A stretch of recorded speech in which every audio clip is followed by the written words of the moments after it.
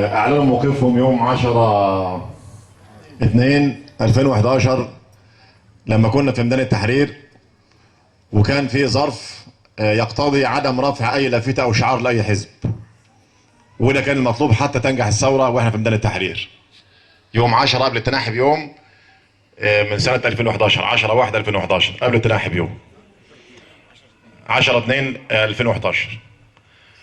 وزي ما اخواننا قالوا، اي حزب سياسي لا يكون لديه مرونه والتكيف حسب المتغيرات اللي بتطرأ على الساحه لا يصح ان يكون حزب سياسي ولا يتصدر لمصلحه عليا للبلد. المستجدات التي طرأت بعد ذلك من اولا تعويق الجمعيه التاسيسيه الدستوريه، وده حدث مع ان اللي كان معلن للجميع ان اكثر من 42 دوله تم عمل الدستور داخلها من داخل برلمان صرف، والكلام ده كان نشر الاستاذ فهمي هويدي، وحوالي دي كانت دراسه منشوره في جامعه امريكيه، و17 من خارج البرلمان، و9 جامعه بين خارج البرلمان وداخل البرلمان. المهم الشاهد 42 دستور وضع من سنه 75 حتى 2005، دراسه اتعملت 30 سنه اتعمل من داخل البرلمان. فتعويق الجمعيه التاسيسيه الدستوريه، مع ان الاعلان الدستوري ينص على ان صلاحيه للاعضاء المنتخبين من المجلسين الشعب والشورى، تعطيل هذه اللجنه. ثم بعد ذلك زي ما قلنا وقدمنا حكومه الازمات التي صدرت هذه الازمات. يكفي ان نعلم لما اخواننا في مجلس الشعب بيسالوا وزير البترول قال لهم ده احنا زودنا الانتاج سواء معامل التكرير او مستورد بمعدل 30%. يعني انت زودت 30%، طب فين النتيجه؟ النتيجه ازمات. اذا هناك ايدي خفيه.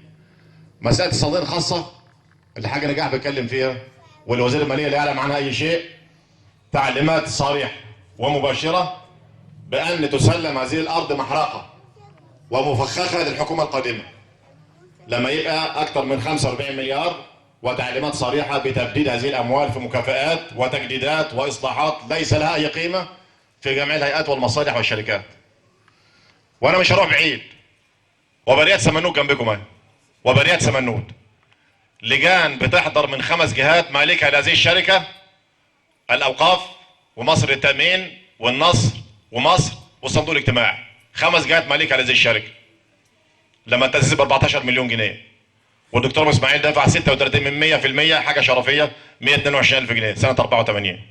هل تعلموا ان ال5 جهات المالكه الحكوميه ديت كان بيحضر كل شهر في اجتماعات اللجنه في الوبريات من 8 ل 9 افراد، الواحد بياخد بدل لجنه 3750 جنيه، يحضر ساعه ونص ساعه، وبلغ حسب الناس الموجوده اجمالي ما تقاضوه بدل لجان من 84 لحد النهارده اكثر من 12 مليون جنيه.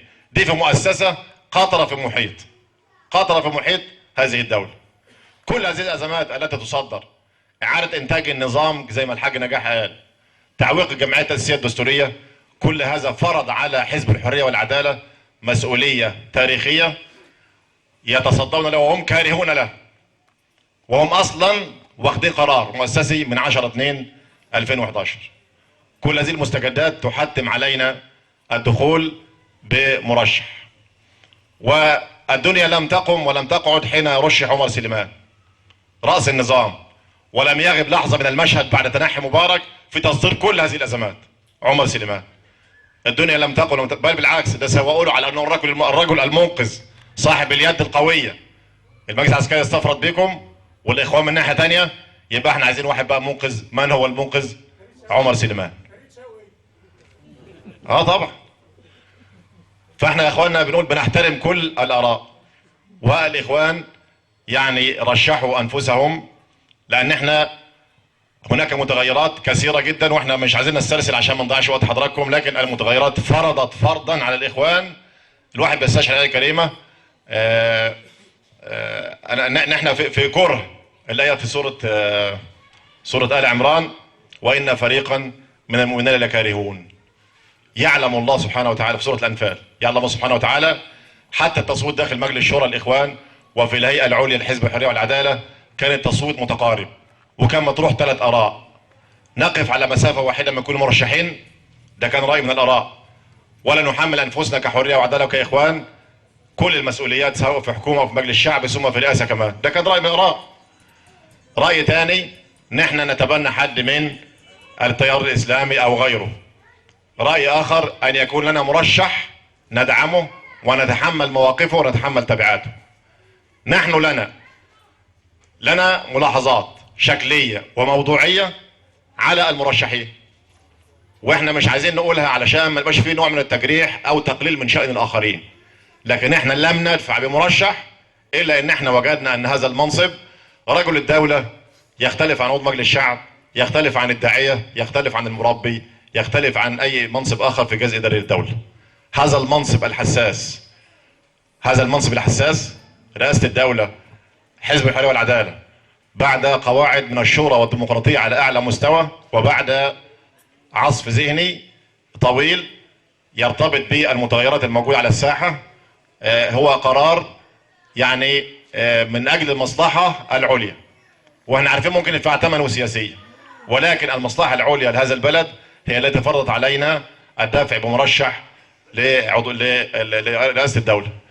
احنا طبعا حتى لا يكون هناك يعني خرق لمسألة التاريخ الزمني او التوقيت الزمني في تعالي انتخابية، هنعمل مؤتمرات ان شاء الله وهننزل اصدارات وسنوضح وسنسوق لمرشحنا اللي احنا نتبناه ايا كان الوضع.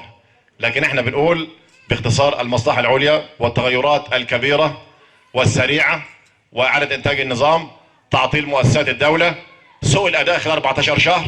نحن نغفر للمجلس العسكري لو كان في طول فترة وتحسن في الاداء، نغفر للمجلس العسكري لو كان في قصر فترة وفي سوء اداء، لكن فترة تطول واداء يتحول من سيء الى اسوأ وتصدير ازمات على عين المجلس العسكري، يبقى لابد من وقف ولا بد من تدافع ولا بد ان نحرص ان تكون الثوره حيه.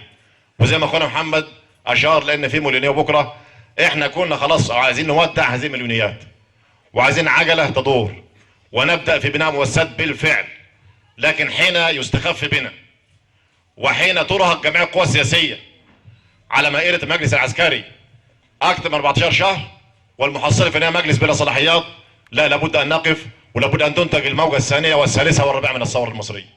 لا يمكن ان تهدر هذه الدماء من الشهداء.